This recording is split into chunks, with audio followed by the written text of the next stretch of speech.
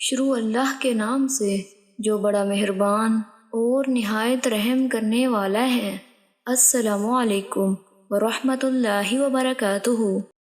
عبید اللہ بن ابی بکر نے حضرت انس بن مالک رضی اللہ تعالیٰ عنہ سے روایت کی، انہوں نے یہ حدیث مرفوعاً بیان کی کہ آپ صلی اللہ علیہ وآلہ وسلم نے فرمایا، اللہ عز و جل رحم پر ایک فرشتہ مقرر کر دیتا ہے، وہ کہتا ہے، اے میرے رب اب یہ نطفہ ہے، اے میرے رب اب یہ علقہ ہے، اے میرے رب اب یہ مضغہ ہے۔ پھر جب اللہ تعالیٰ اس کی یعنی انسان کی صورت میں تخلیق کا فیصلہ کرتا ہے تو انہوں نے کہا، فرشتہ کہتا ہے، اے میرے رب مرد ہو یا عورت، بدبخت ہو یا خوش نصیب، رزق کتنا ہو، مدت عمر کتنی ہو، وہ ماں کے پیٹ میں ہوتا ہے اور اسی طرح سب کچھ لکھ لیا جاتا ہے۔